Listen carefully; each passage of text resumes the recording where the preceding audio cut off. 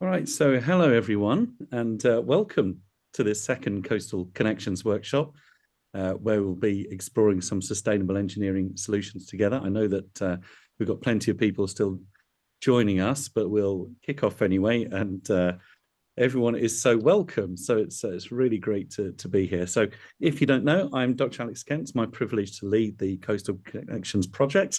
It's a joint initiative between World Monuments Fund and English Heritage to build a network for sharing knowledge, experience, expertise amongst those who manage or care about coastal heritage sites. So if you love coastal heritage, you're in exactly the right place. World Monuments Fund is one of the leading global organizations in safeguarding the irreplaceable and mitigating against the effects of climate change. Based in New York, with affiliate offices in many other countries, it's been involved in over 800 heritage conservation projects since it was founded in 1965. English Heritage cares for over 400 sites and their collections in England for the benefit of this and future generations. And it's really fantastic that this is a partnership between English Heritage and the World Monuments Fund. So we are joined at the moment by over 50 people. Hopefully that number will creep up, but we will continue anyway with our workshop. So we're always keen, I should say, to know where people are from, where you're joining us from. So do feel free in the chat to say where you're coming from, especially if you manage a coastal heritage site. It'd be great to hear from you. It's great to have a call out from places all around the world. That would be really fantastic. So without further ado, what I'm going to do now is hand over to Rob Woodside, who's the Estates Director for English Heritage. And what he's going to do is just frame our session for us today and introduce the theme of sustainable engineering solutions. So thank you very much indeed, Rob. Over to you. Thanks, Alex. Can everyone hear me? Yep. Okay, well, good afternoon or good morning, good evening to you all. Thank you very much for joining. The theme we're talking about today is looking at sustainable coastal engineering, which is sets a challenge in terms of if we value heritage sites, what options do we have to make sure that we can protect them for the long term, or if we can't, what are the implications of doing that? So in the last Coastal Connections seminar in January, we focused on significance and values. So why does our coastal heritage matter, and who to? In answer to that, we recognise that coastal heritage plays an essential part in our understanding of the world, from the defence of the realm in England through to the spiritual connection with nature and the gods at Rapa Nui. Importantly, our relationship with the sea has been critical for everyday life as a source of food and livelihoods throughout the millennia and today. But it's also a means by which we have shaped our world through travel, trade, exploration, conquest, religion, and the movement of people and ideas. And as we'll hear later in the series, the sea can also be a defining element of intangible heritage and indigenous culture. Coastal heritage then can be evocative, nostalgic, romantic. It could be the backdrop of a seaside holiday or the symbol of colonialism and exploitation. And its loss can be a salutary tale of the effects of dynamic coastal processes and climate change. Next slide, please. So if we value something, it's only natural that we want to protect it. It's a basic human emotion. The question, though, in relation to coastal heritage is can we? And actually also, perhaps, should we? So this is Hurst Castle. This is the site that I put onto the World Monument Watch for 2022, and which started this process where we're now exploring the wider issues around coastal heritage around the world with the World Monuments Fund. So at Hurst Castle, which is this wonderful Henry VIII fort out in the Solent, which is a stretch of water between mainland England and the Isle of Wight, was built in 1539 by Henry VIII. And it lies at the end of a spit. And it's a spit made up of rubble stones, or, small, about this sort of size of stones, which get moved along the coastline through natural processes. So it falls off the cliffs at one end of the bay and then gets carried along through longshore drift through to the spit, which had created this extended arm out into the sea, about a mile out to sea. But the trouble is that it's no longer being deposited, and the reason why is because of coastal defences and urban development up the coastline. So those natural processes are no longer working. In fact, and this is a relatively recent issue, coastal defences only started to be introduced in the late 1980s at Hurst Castle, when we started to see the issues arising. You see the picture on the left-hand side, the black and white one. That's about 1950s. The site had no defences at all. It didn't need them. It extended out quite way into the sea. There's vegetation in front of the monument, and so it's actually pretty stable and well established. The photo on the right-hand side, the slightly grainy colour one, comes from the late 1980s, where we're just starting to position groins in front of the batteries to provide some sort of defence. So what we dealt with, what we've seen though, is a process of retreat over time. So because of these natural processes are being interrupted by development, the spit is actually retreating, and it's going closer towards the mainland. And as it does so, it's exposing the castle and increasing the risk to both erosion, loss of foreshore, and ultimately, which led to a major collapse in the site at some time. It was in 2021. Can I have the next slide, please? Okay, so this is the collapse that we experienced in 2021, where the East Battery was undercut through the loss of shingle. And you can see the difference on the coastline here, which is where we were just on to undertake the repairs in 2022, when the whole of the foreshore has been lost, essentially. So having then secured the breach in the east wing, where we were able to build this bund out the front, and we're able to underpin the East Battery, we're now having to focus around the rest of the castle. And we feel that this section here, although we've lost part of it, and we've had to clear away all the debris from the site, we feel that it's now secure. We've done lots of geotechnical investigation to assess whether or not it's stable. And with the new coastal defences there, we were able to say, right, hold the line. Where our focus is on now is on the rest of the site.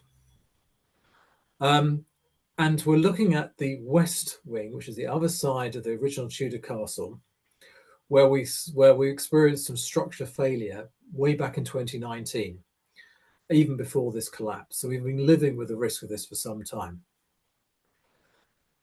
So the existing coastal defences around the structure are now failing. Put in the 80s and rebuilt in the 90s, they've now got to the end of their lives.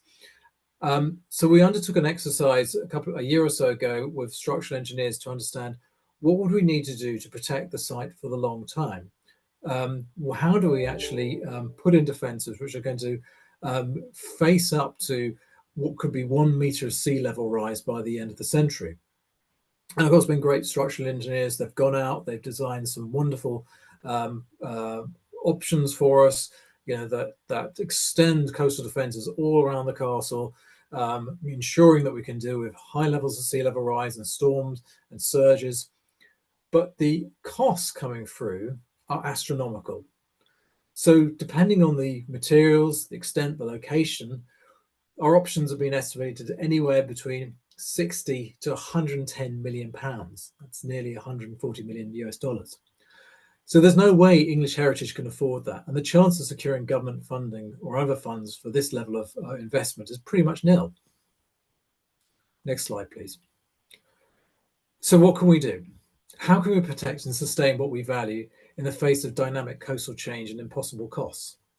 Now, depending where you are in the world, there are always choices. Where they're hard defences, such as this at Reculver Roman Fort in Towers in Kent, which is another English heritage property, or more nature-based solutions, such as restoring mangrove swamps in the coastline in Kenya.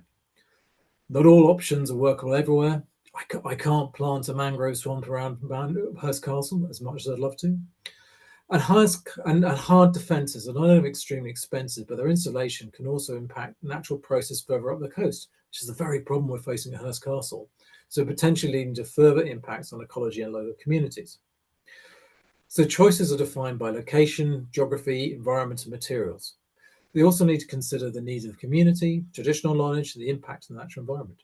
Money and political will are, of course, crucial. And if our ideal option is to protect, we need to be able to make the case of support and being clear why places matter, i.e. articulating their historical, cultural, economical, ecological values, as well as understanding the impact of not acting. Next slide, please. So what is the solution for Hearst Castle? Well, we're working on that, but we're putting an emphasis on creating an adaptive framework model that allows to strengthen and adjust defences in line with experienced and forecast sea levels. So we don't have to go in with one solution. What we can do is manage the situation over time to strengthen defences in a planned way. The cost is still high, but it's nowhere near the £100 million, £110 million originally quoted, so we can manage our choices and our actions accordingly. So just watch this space and I'll let you know how we get on. Okay, back over to you, Alex. Great. Thank you very much indeed, Rob. That was really interesting to hear some more developments about Hatteras Castle, which we talked a little bit about last time, as you remember, from Roy. You heard from Roy Porter, also from English Heritage in January. So look, without further ado then, let's get on to our speakers, our fantastic panel. As usual, we've got a great panel drawn from around the world, lots of different to lessons. All those who are keen to share their expertise with us all today. What I'd say is, before we get on straight to about Jaramillo, Hatteras, I'd say if you have some questions, please put them into the chat, and then what we'll do is address those after all the speakers have presented. Around about 10 minutes for that, and then we'll break into discussion. Let's get straight on and hear from George. So, here he is. He's the park architect at Banks of National Parks, which includes Cape Hatteras National Seashore, Wright Brothers National Memorial, and Fort Berkeley National Historic Site. Explores creative adaptation strategies for its structures and landscapes that meet the environmental needs. The last 20 years, he's worked for the US Department of the Interior, as well as various higher education institutions in Scotland, researching design innovation. George, real delight to have you here. Thanks very much.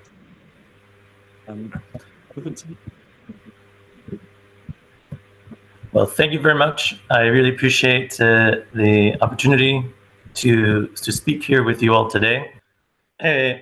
I work here at the Cape Hatteras National Seashore, where we are bombarded with coastal issues from storm surges, hurricanes, and various other dynamic environmental processes.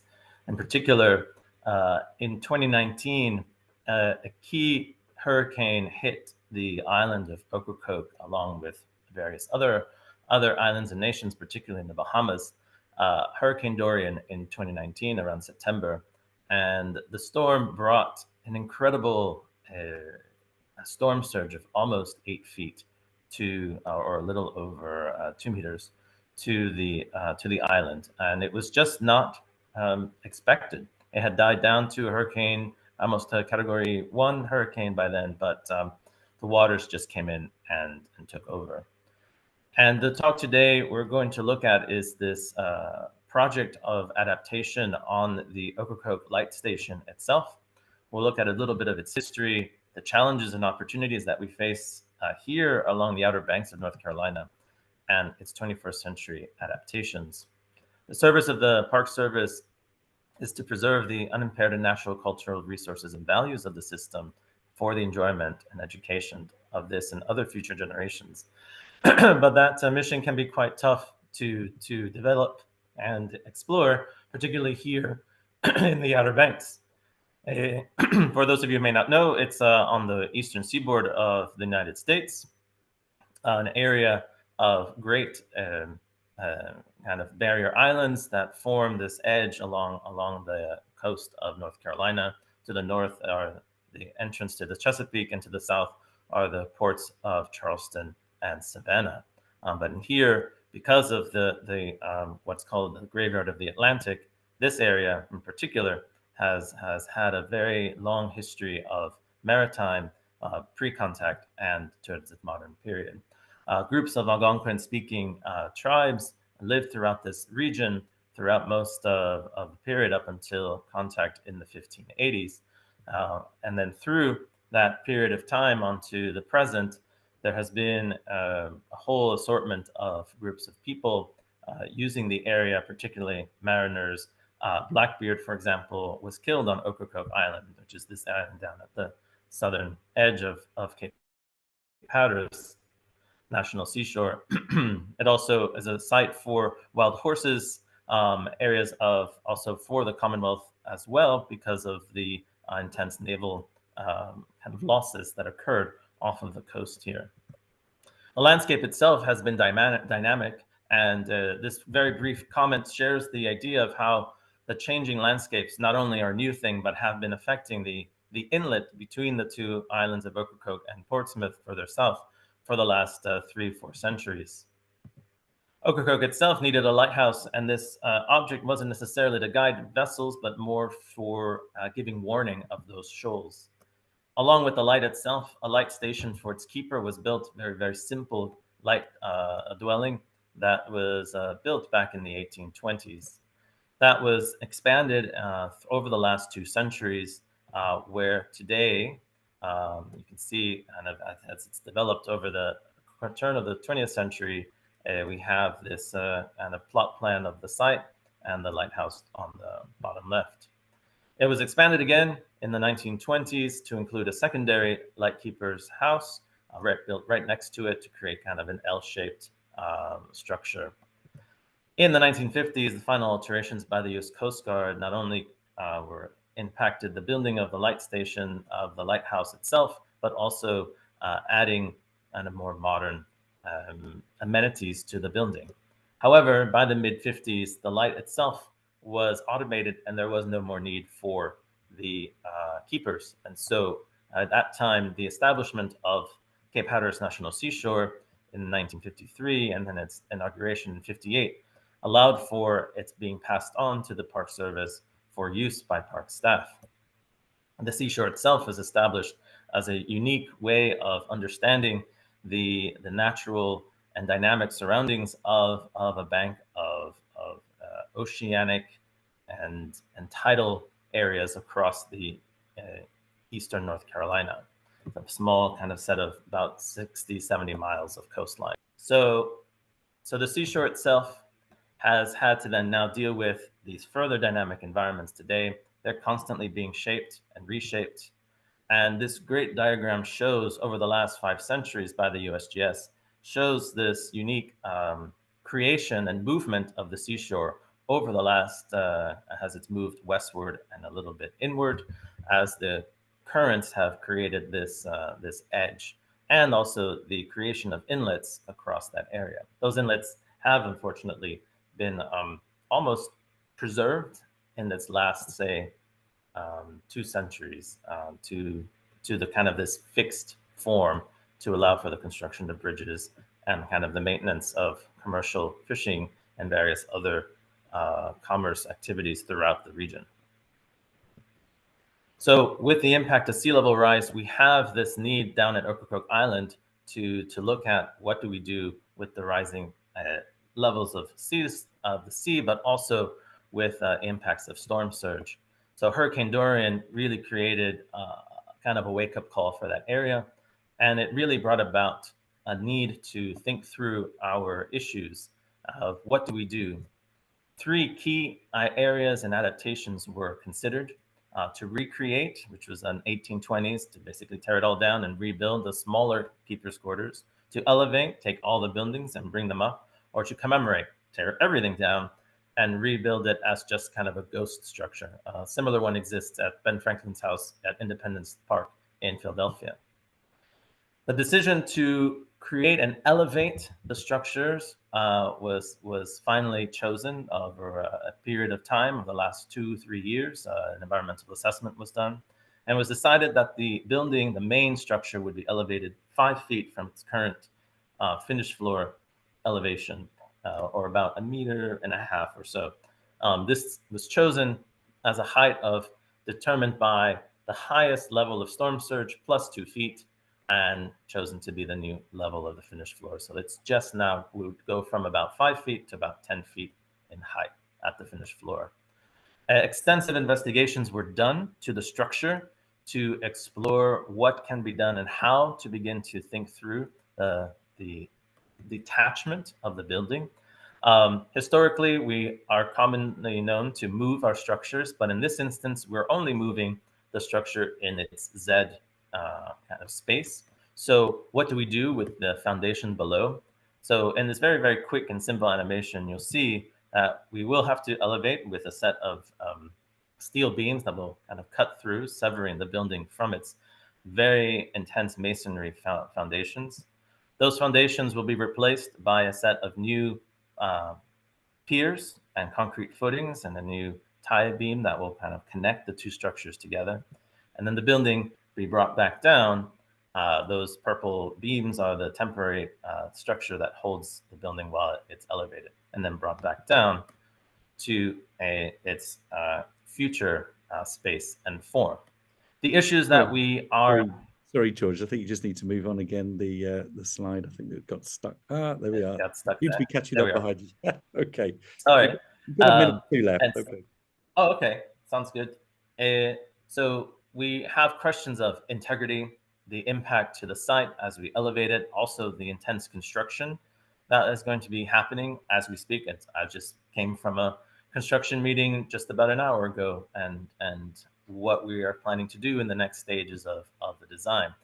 Along with that major change of the structure itself, we'll be looking at resilient interior surfaces and various other aspects of the structure to make it last beyond and of the 2050s. We also have landscape adaptations that we've had to force to do, including the removal of incredibly old but also diseased live oak trees in front of the structure that will not only aid in allowing us to put in the temporary bracing, but also create a more open space for the new structure itself. We hope that by implementing this strategy, we'll be able to prioritize these vulnerable historic structures. Hopefully, be able to think through these new measures while we're mitigating these adverse impacts. But also, we can hopefully promote new perspectives within the NPS and our integrated resources management process. Thank you, everyone. I appreciate the time, and sorry for the delays in the slides. Thank you. Great. Thanks very much indeed, George. That's good. And just to say that the slides will be available as well. So if for whatever reason we have some technical problems and you can't see them properly now, you will be able to see them later. It's recorded anyway, but if you need to see the slides, we'll sort this out later. So thank you very much indeed, George. That was really, really interesting, particularly to see the creative solutions there. We're going to move from Cape Hatteras to Venice now, and it's nice to see Venice again appear as part of this Coastal Connections program, particularly because the World Monuments Fund actually has got a very, very long association with Venice. So it's really, really good to see Venice represented too. So we move to Francesca Ingrosso, Executive Assistant to the Director General of the Venice Sustainability Foundation. And if you are interested, it's an organization that's born from the belief that the history of resilience of the city of Venice, so its continuous and ingenious search for the balance between the needs of a community of inhabitants and a particular environment that hosts it, can inspire the realization of a sustainable future, able to overcome the complex challenges that threaten its very survival. So yeah, really good to have you with us, Francesca. Over to you. Let's see if we can get your slides. Thank you. Great. Thank you very much. I'll try to share my screen. Good afternoon, everyone, and I'm really grateful to be here today to speak on behalf of the Venice Sustainability Foundation. So what I want to do in my presentation is to give you a general overview of the initiatives carried out by the municipality of Venice and the Italian government to protect a city that has been recognized by UNESCO as a World Cultural Heritage. And in particular, I will talk to you about MOSE, which stands for Experimental Electromechanical Module. It is an hydraulic engineering work designed to defend the city and its lagoon from sea level rise and the increase of sea level rise. Now, high tides are not anything new for the city of Venice. What is new is the frequency with which it occurs. Just consider that before World War II, floodings occurred 2-3 time stops per decade, while between 2010 and 2019, we had 95 flooding events, of which 26 only in the year 2019, showing a significant escalation in their frequency. Now, the repeated flooding caused damages to both man-made structures and natural features. They also affected the economic activities of the city, and they carried salt water to historical monuments, accelerating both aging and damaging. So in the slide, for instance, at the bottom of the slide, you can see one of San Mark Basilica's columns after one of the flooding events. Now, the history of Mose begins on November 4th, 1966, when the houses, water invaded the houses of 16,000 people, and the economy of the city was completely paralyzed, and historical monuments were significantly damaged. High water in that case marked 194 centimeters, which is around 6 feet, and it is a record that is still unbeaten today. Now, 7 years later, the first special law for Venice was adopted, stating that the problem of safeguarding the city was a problem of national interest. So the Italian government started to work to solve this issue. A team of specialists was brought in to devise a strategy to face such a complex problem. The solution had to be able to prevent and protect the city from sea level rise, while at the same time ensure the exchange of water between the lagoon and the sea, which was crucial from an environmental point of view, and do not harm ports operation and fishing activities, both vital for the economy of the city. So in November 1988, the construction activities for the Mose began, and it went into operation in 2020. So it took indeed a while. Now I want to show you a brief video on how the system works. So let me try to, here we go.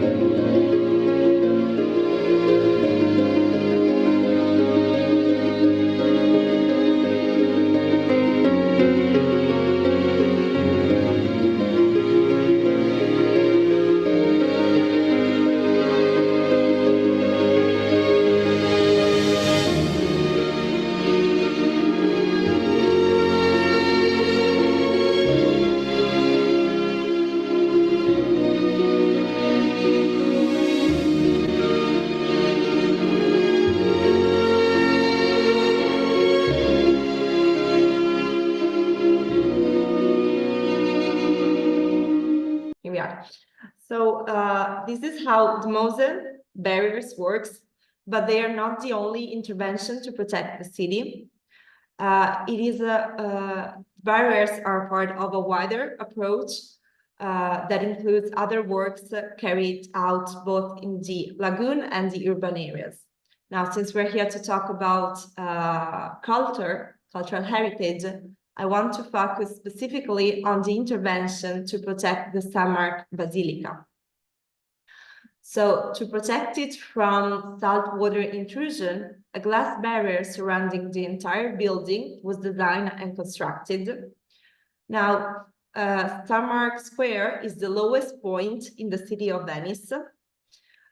So the barrier is installed when tides are not high enough to activate the Moses system, but they are high enough to reach the church. But what about the future of Mose? What about the long-term scenario?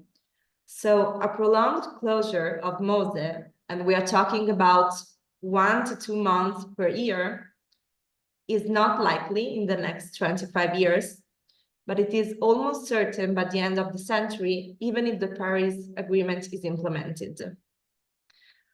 This would significantly limit the activities carried out in the lagoon, and at the same time increase the maintenance costs. Despite this, Mose is a solution that is giving the city of Venice a window of time to come up with a new infrastructure that will safeguard the city when the Mose system will no longer serve this purpose. Now, the biggest challenge for the city of Venice has always been protecting its physical environment. Even more today, when the balance between man and nature is being challenged by the consequences of climate change.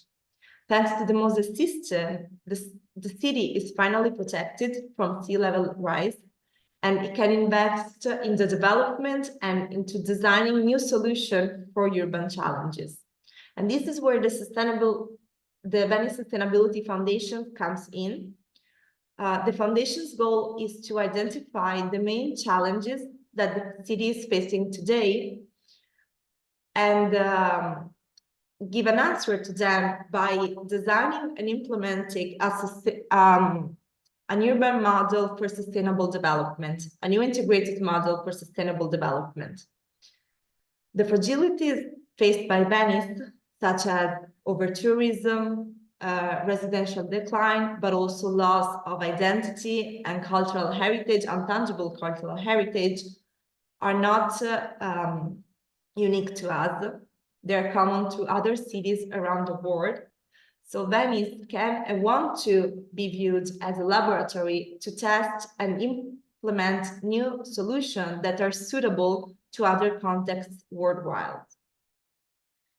So to conclude, and I want to do that with a picture of me under one of the floodgates, so you can get an idea of their dimension. Mose represents a crucial milestone in the ongoing efforts to protect the city of Venice and its unique ecosystem, and it also provides a window of time for the city to explore and implement new solutions and infrastructure and new sustainability measures. It is because of the city resilience, which has been demonstrated through its history, and it's exemplified by Mose, that the city of Venice has been elevated to the role of resilience hub of the UNDRR Global Partnership Making Cities Resilient 2030. Today, Venice is finally ready to share its experience to the rest of the world and other cities that are facing similar challenges, and the Venice Sustainability Foundation is working toward this goal. Thank you all for the attention. Thank you, John Darlington, the entire War Monument Fund, so Alex and Kara, and also the British Heritage for inviting me today. Thank you. Great. Thank you so much indeed, Francesca. And we're now actually going to go back across the Atlantic again to hear from Chris Waters, who's the Heritage Manager for the National Parks Authority in Antigua and Barbuda. He oversees the preservation, protection and management and development of heritage sites within Nelson's Dockyard National Park and the Antigua Naval Dockyard and related archaeological sites, UNESCO World Heritage Sites. So Chris, we're really looking forward to what you have to say, and over to you. Thank you very much indeed. Thank you very much. Good day, everybody. Hopefully I can take you at least virtually to Antigua and Barbuda, and we'll see you all here in the near future, I'm sure.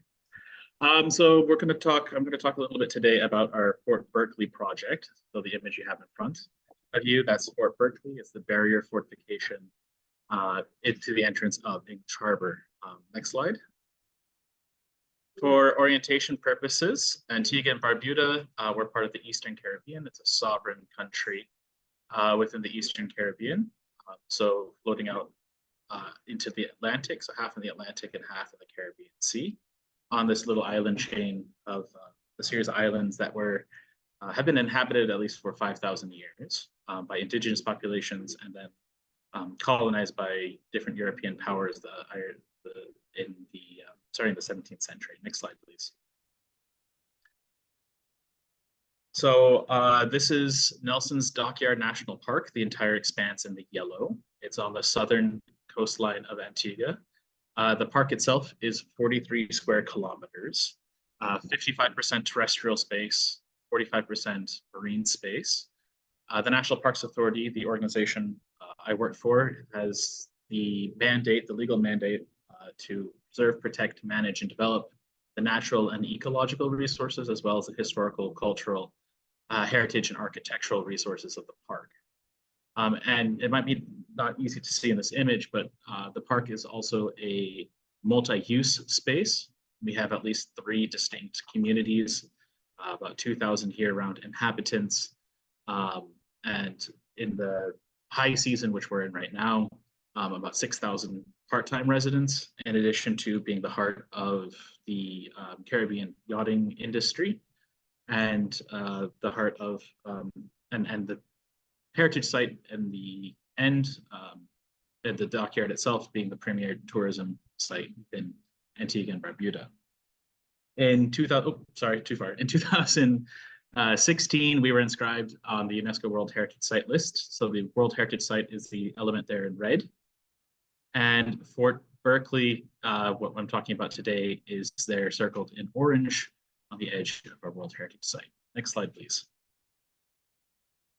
So Fort Berkeley itself, as you can see here in this historic image from about 1750, the fort was established already by 1704, and it's the oldest structure within English Harbor, and was to protect this long harbor entrance, this deep, narrow harbor that we have here. The first naval infrastructure was started in the 1720s, actually 1725. We're coming up on 300 years dockyard history next year. And then dramatically expanded in the 1740s. And that's when the fort itself was expanded as well. Next slide, please.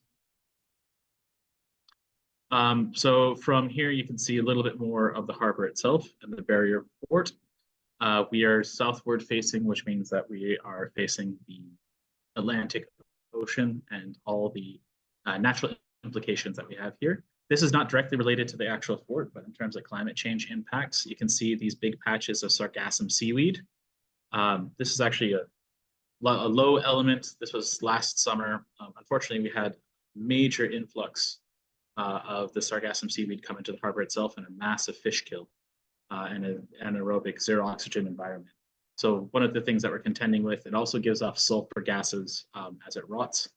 So we definitely have tarnishing, destruction of electronics. We're still trying to figure out what the potential impact on our heritage structures are. Next slide, please. So the fort itself at the entrance is used as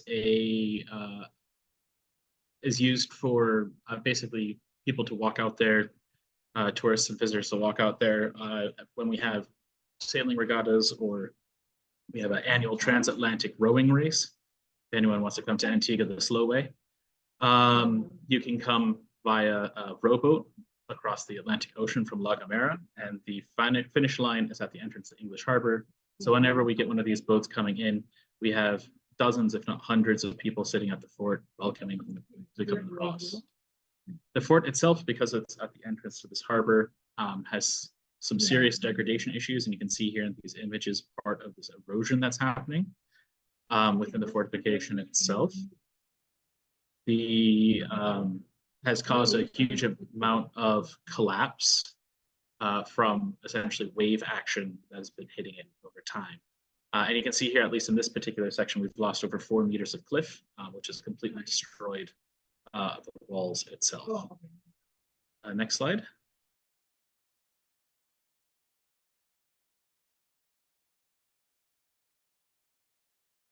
So this is actually from Hurricane Hugo in 1996. We get routinely anecdotal reports of waves from hurricane swells coming and breaking over the top of the fort. So we know there's a huge amount of regular impact, but also looking at climate change risks that are happening, increased ocean swell height and duration, just coming from the Atlantic Ocean churning up more. Increase in tropical cyclone activity. The last, I think it was 8 out of the 9 years, we have all been above average for tropical cyclone activity in the Atlantic Basin.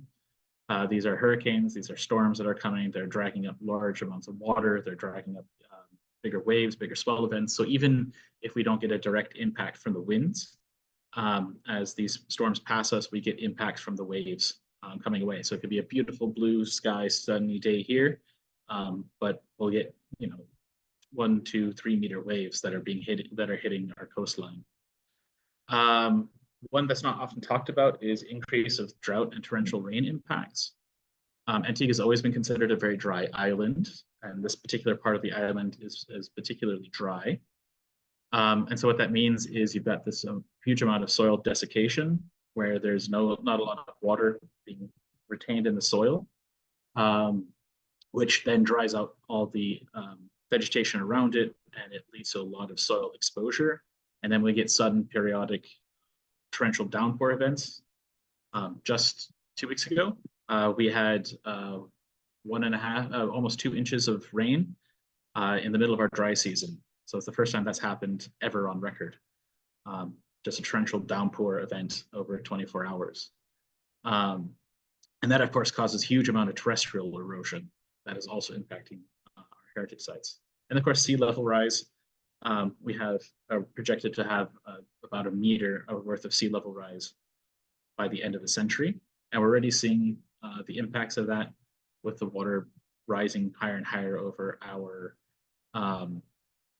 our docks, our quays. Sea level rise is not a direct impact for Fort Berkeley, but for the rest of the fortification, it is definitely an impact. And just on the side, we're also seeing other kinds of climate change impacts down here in the tropics that were projected to be happening 20 years from now, including things like ambient temperature and seawater temperature.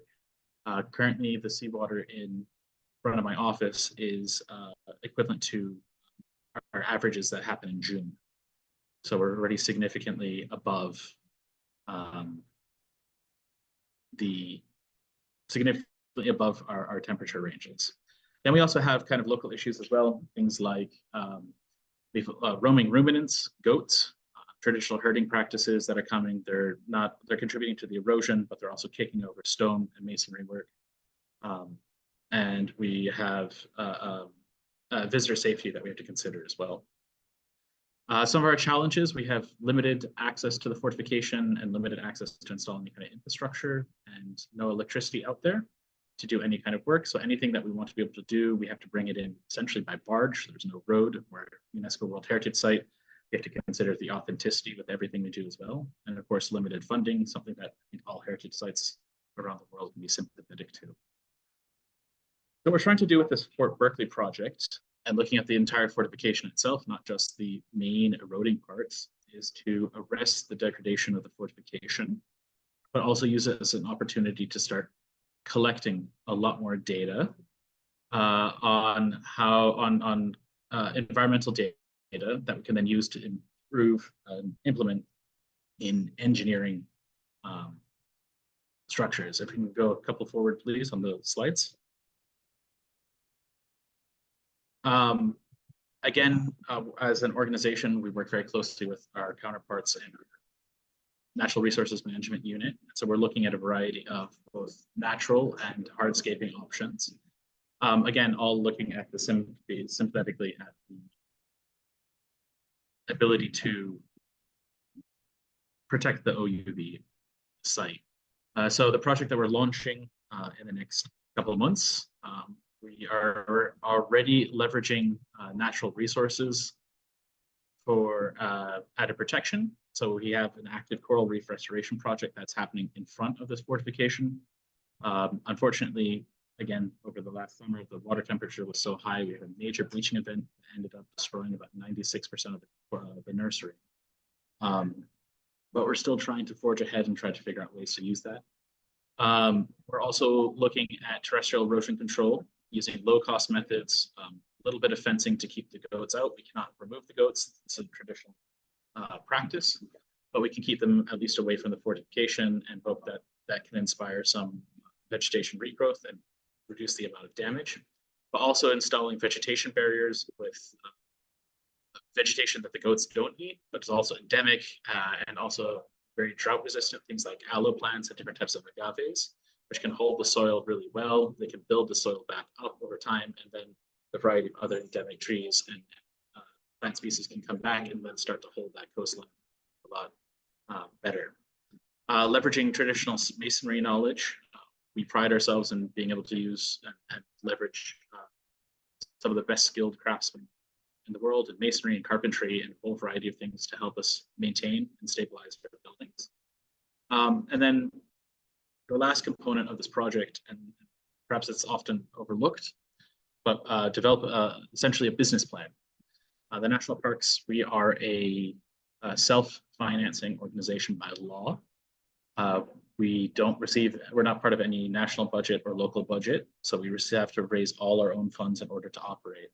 And the national parks have been very successful over the last 40 years in developing different revenue streams. But what that means is every time we go and stabilize an element, every time we go and try to do heritage interventions, we also have to figure out ways for those spaces to also provide financial sustainability. So even if it might not cover the entire cost of what's going on, it is contributing back into the pot to make sure that we're keeping everything going. We don't have the luxury of just being able to apply to a national granting organization or a national government or anything like that to do these projects. We have to consistently think about how are we going to be able to leverage what we have in terms of the heritage in order to make sure that we can develop these further.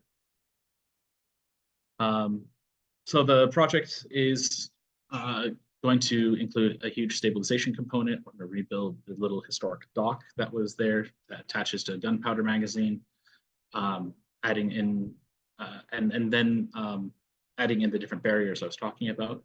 But perhaps the most exciting portion of this is also putting in several environmental studies, including putting in wave sensors, wave height, wave direction, wave periodicity, and trying to do at least a year's worth of data capture for that, looking at coastal stabilization and beach stabilization studies in the areas around, so we can better understand the currents and we can better understand how the water is moving around the space, and continue to tie in and support our coral restoration program as well. And trying to figure out all these different ways, all these different components to holistically address the erosion issues that we have, and the degradation issues that we have. Things are arriving 20 years early for us. So things that were supposed to happen in 2040 and 2050, we're already starting to deal with it.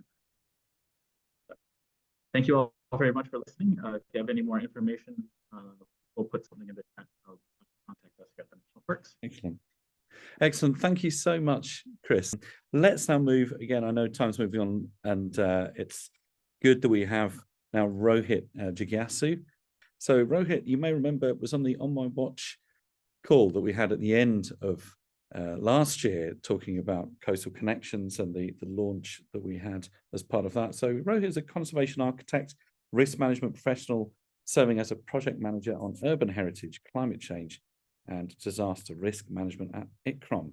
And we welcome you back, Rohit. So please continue, and the floor is yours. Thank you very much. Thank you, Alex. Thank you for again inviting me over.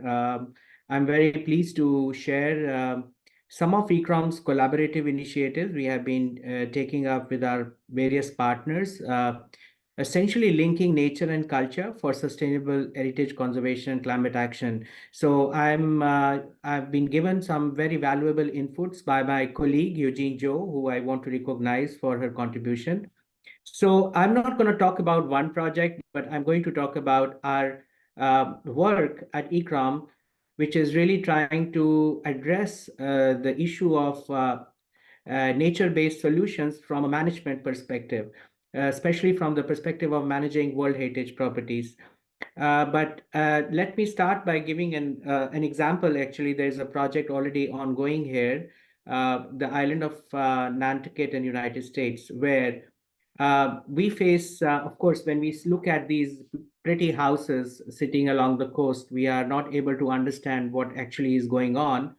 But if we go down and see what's happening along the coast, we slowly get to realize something which is very shocking. And this is what is it when we see the same site from below, about up. So what's happened here is that there was, of course, a lot of soil erosion, but these geotubes, which had been put up using a lot of money, a lot of financial resources to control soil erosion, have actually been a complete failure. And they, no matter how much you put in using as better technology as you can think of, when you don't consider living with risk in a more nature sensitive way, you may end up losing all the investment you may make. So it is not a question of really how much money or technology you put in, but it is about how do we really make our solutions sustainable enough. And the key to that sustainability is really a connect between nature and culture. So this is just to say that this project that we initiated, I know that Glenn from ICCR is already here, who has been our partner along with University of Pennsylvania. And this is by Nantucket Historical Association, a project on sustainable future for Nantucket's built heritage through climate and disaster risk assessment.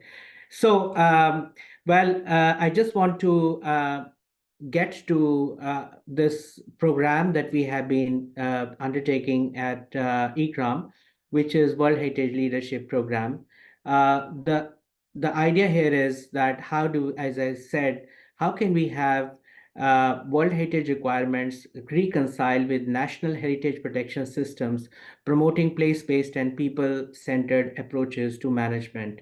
So there are two of the guidance documents that have already been published, and the third one, Managing Disaster Risks for World Heritage, is right now under publication. So it's going to be released later this year. Now, what is heritage-based approach?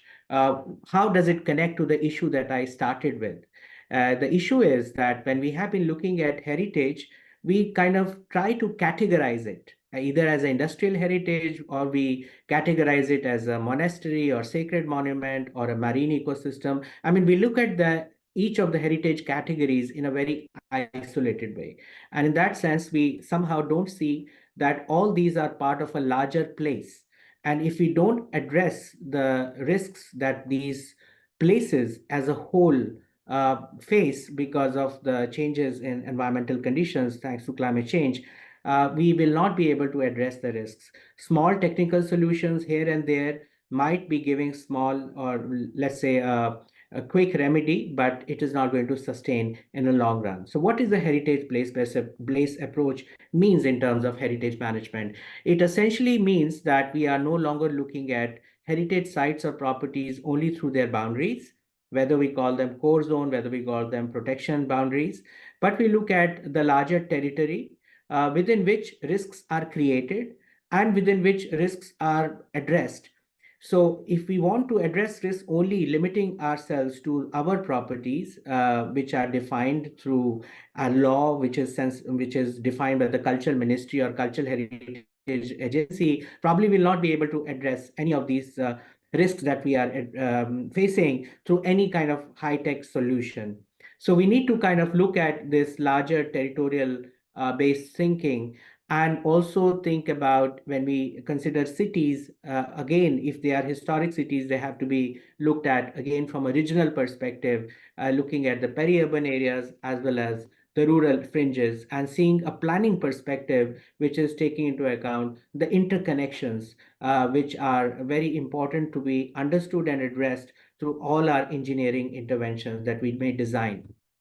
So what are we trying to here advocate? We are trying to advocate that we have to recognize that people value nature in different ways depending on their knowledge systems, languages, cultural traditions, and environmental context. So land is not just a land to be sold or land to be protected through a certain intervention. Land also has a cultural meaning.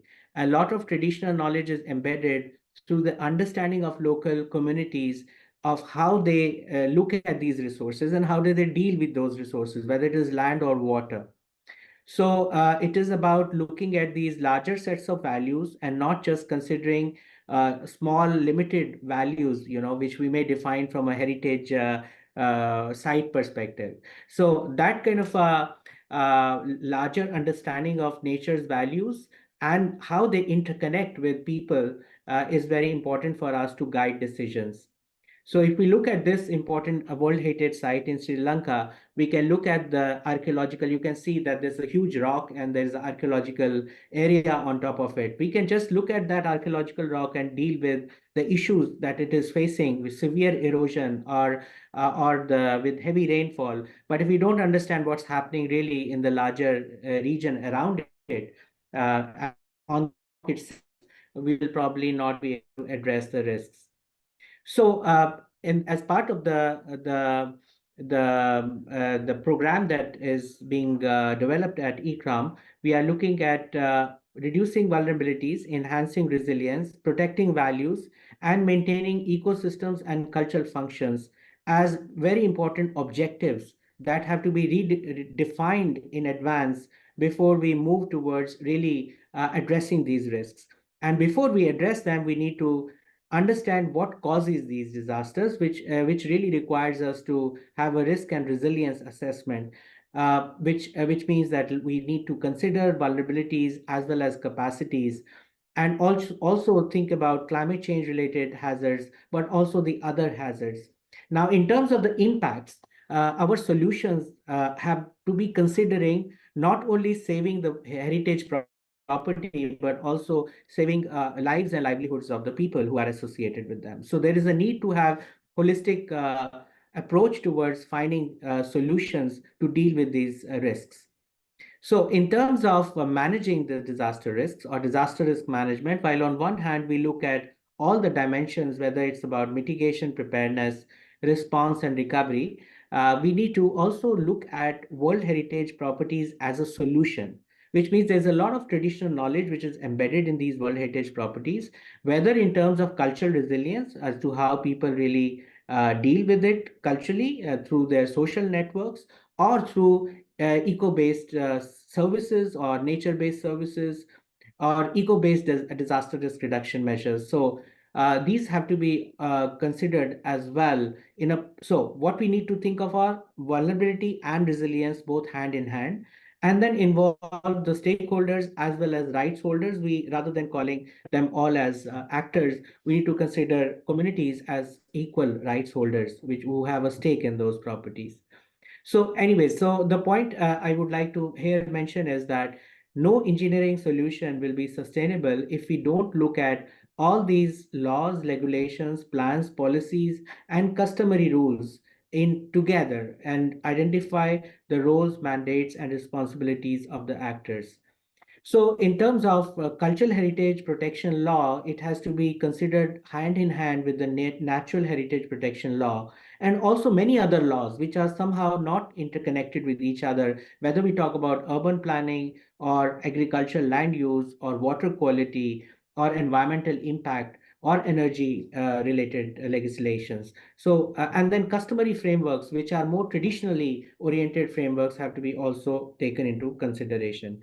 So, sorry, Rohit, you've got about a minute left. Okay. Yes. So this is the larger framework, which I'm not going to elaborate. But the important thing is that no matter what solution we may come up with, we have to design solutions which really respect the link between nature and culture. So this is again going back to Nantucket, just looking at some good example of how the a solution that is not only basing it on the using the natural solutions, natural habitat, natural vegetation as a way of addressing the increasing frequency of floods, but also providing community with a more recreational areas.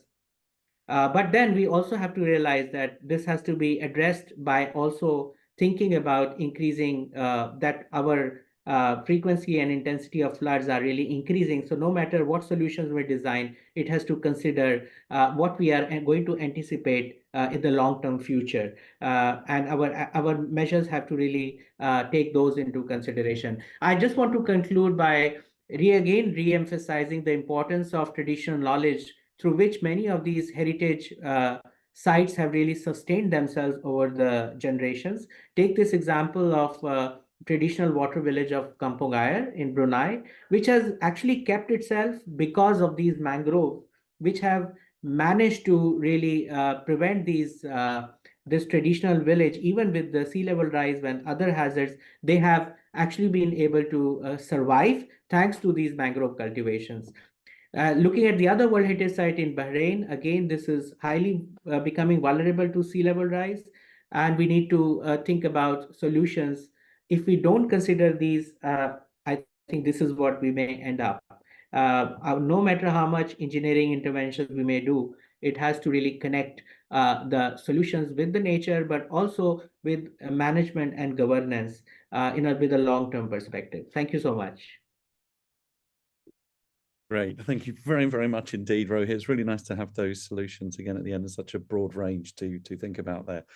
I know we're pushed for time, so what I want to do is just have a look at the questions we've got. Now, I see also that some of these have been answered already in the chat, but we have one here, I think, which I'll pose, and then we'll move on to the discussion because of the time we have. Obviously, we need to keep to that. So, couple of questions here, or actually the same question from Hannah and John Darlington, Hannah Prowse and John Darlington, about Francesca's presentation. So Francesca, this is one for you actually, and all saying great presentations, which is good. The cost of MOSI to install and then maintain, do you want to respond to that and give us a bit of an idea of the cost of installation? Please? So the Venice Sustainability Foundation is not in charge of the maintenance, so I cannot give you a specific number.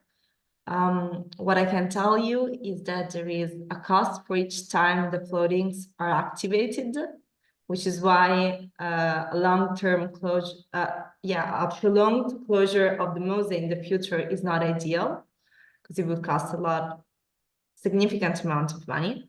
I can give you the email of the Consorzio Venezia Nuova, which is a branch of the Italian Ministry for Transportation and Infrastructures, and they're in charge of all the initiatives to protect Venice and its lagoon. So I will just give you the email in the chat, and if you need help reaching them, we're happy to help you. Great. Okay. Thank you very much indeed, Francesca. Good to have that as well if people need it. So thanks again to all our speakers, and thank you again for all being so professional and moving on. Really, really interesting. And again, so many different and varied solutions. And I think that's really what we're all about with Coastal Connections, trying to understand how we can learn from one another and really understand more from the experience that we have to share. So that's really, really useful. I think what we'll do now, because of the time, we're going to move straight into the discussion part of the workshop. And this is where you have a chance to obviously say really what you think has inspired you. Excellent. So yeah, there we go. So, and really in many ways, this is all about how the talks you've heard, the solutions from the speakers, how that's challenged your thinking. So perhaps consider these two questions then. So have today's speakers challenge your thinking on approaches to conserving coastal heritage? Think about that. And secondly, could any of their solutions, any of those that you see were part of the talks here, address the impacts of climate change on a site that you manage or care about? And if so, what would be the most helpful way forward for their implementation? So we'll break up into groups. And what I would say is we have some people that will feed back in your groups. If there is no one who is assigned to feedback, please volunteer someone to feedback and also to take some notes. And what we'd really like is for you to capture some notes of the discussion with answers to those questions, perhaps in the chat for your breakout room, and then copy and paste what you have written down, typed out in the chat for the breakout room, put that in the main chat. If that's too difficult or it might be confusing, just then type some notes into a Word document and send that in later. You can send that to me. But what we'll do is go into those breakout groups. They'll shut at 5:20. So we have a few minutes, and then, yeah, we've got about 10 minutes or so. And then we will return back to the main room and we'll have a general feedback. Okay. Thanks very much. And we'll see you a bit later. So I think, yeah, most of us are back now, aren't we? Yeah, I think that's pretty much there. Good. Okay. So shall we have a roundup then of some of the key things that we're talking about? Perhaps, again, thinking about the challenges to thinking, what the speakers have been able to do in terms of broadening our focus, that sort of thing. I'm just looking at my screen there. John, I don't know if you want to start off with a bit of a summary from your group. We don't have a huge amount of time. Sure. Yeah, sure. So very quickly, obviously, we're not going to answer the questions you asked because that's traditional. But however, so really helpful feedback. I think the main thing which I took from our discussion, a couple of things, was firstly, there is this real need from practitioners everywhere for real solutions. And Hannah made the point about the kind of we do need some real technical kind of expertise solutions, so research-led, university-based solutions, which might help kind of which might offer up something different. So the need and demand for solutions is absolutely there, and perhaps more of the technical side as well. I can fill you in later, Alex. And the second thing, which came particularly from Chris, is that kind of the value of having a place like Fort Berkeley, which kind of gets hit from every single angle. Chris described it as a kind of sitting ducks.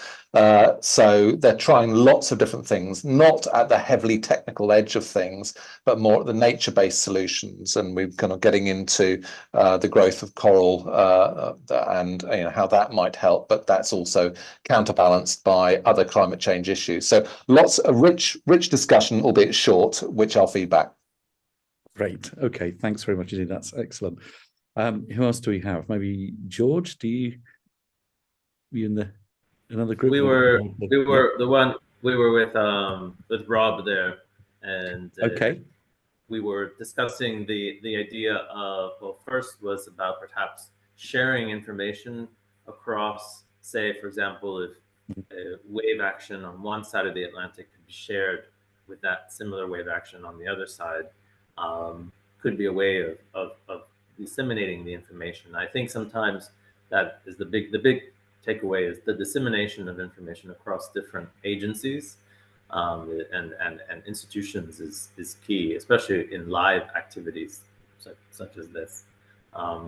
Then it led into more of what we were talking about, the more kind of like how do we begin to think about sites that you can't move anymore, or you can't alter, or you can't do anything to. What are then the next stages? And we are in that conversation right now here at the park about that specific topic. So it was, that's when it led into the more kind of sad, slightly depressed conversations. But we can at least attempt new approaches and perhaps future technologies or even future philosophies. And so, we can look at different strategies from different perspectives to really think through those needs and opportunities.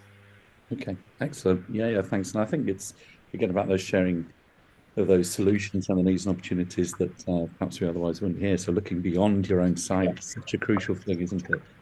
Excellent, great, okay. So another, I think we have maybe a couple more groups. So someone from a group we haven't heard from yet, maybe feel free to volunteer yourself. Yeah, go for it. Thank you, Kate. Yeah, that would be good. Yeah, my screen keeps on. We had a couple of minutes sort of marveling at the sheer scale of some of the adaptation options that people were covering today, which I'm sure everyone else has been doing as well. And then we kind of started talking about the sort of level of convincing that some stakeholders require to kind of even start to talk about feasibility of kind of large scale adaptation options, which sort of led us into considering sort of what types of evidence do we need? Do we need maybe a bit more sort of guidance for people on the types of evidence that they need to make these decisions? And then, everybody always wants more data, more evidence to justify, what they can do, but where, how much is enough kind of thing. And then we sort of talked a bit about cost, obviously, particularly after Rob's point about how much any of the kind of options for Hurst Castle, for example, might cost, and at what point do we start talking about cost as a kind of feasibility or not about doing things. And obviously that cost is always a very uncomfortable thing for people to talk about, particularly in heritage, but maybe something we're all going to have to think about. And then just at the end, we started to touch on the kind of helpfulness or unhelpfulness of considering climate change as a thing over here, kind of coming after some of the things that Rohit was talking about, and how, when do we start kind of bringing climate change into our day-to-day, year-to-year, into the long-term planning for our sites as a kind of standard business as usual, as opposed to something that we see, over here that's happening to us. So yeah, again, we're just starting to kind of get to sort of more meaty discussions, but I'll send you some further notes, Alex. Great. Okay. Thank you very much indeed. That's really helpful summary. I think we have one more group to report back, don't we? If someone would like to do that, that would be great. Someone from that final group? I think there were 4. If you have anyone. I can jump in for that. I think that's our group. Thank you, Jill. Thank you very much. Yeah, go for it. So most of our conversation centered around how different our sites were, and as well as how we're going to need to dedicate a little bit more time for site-specific information, which is like similar to what Christopher is doing in Antigua. So yeah, we're just lamenting over our differences and how very impressive all the adaptations are, and I believe that some of us were looking for a little bit more like small scale, cheaper solutions, but this is, has been a very interesting experience. Yeah, excellent. Okay. Do you mind if I ask which site you're from, if you represent yeah, sure. I'm the heritage officer for the town of St. George's in Bermuda. We're a World Heritage Site that was inscribed in 2000. So yeah, so Christopher's presentation was probably the most interesting to me, trying to figure out what the similarities between our remits, and yeah, so I was looking for management tips. Brilliant. Okay, good. Well, thanks very much indeed. I mean, in a way, that's a really neat way to end the whole discussion with, because that's what this whole thing is about, to again foster those connections, share expertise and so on. And really happy and glad to have all of that feedback. Thank you very much. I'm sure that we could have spoken a lot longer actually in the discussion, so we'll try and carve out a bit more time for future workshops. So that reminds me that the next Coastal Connections workshop is on the 20th of March, where we'll be looking at engaging communities and intergenerational stewardship. And we've got some great speakers again, talking from experience in Africa and the UK particularly. What I want to say as well about this, obviously this session we've just had, so thank you very much indeed to all of our speakers, particularly in managing to soldier on and ignore the interruptions we had. So thank you very much indeed for that. We'll be making the slides available on the website, so you'll be able to look at those and listen to the recording of the, I should say an edited recording of the presentations we've had.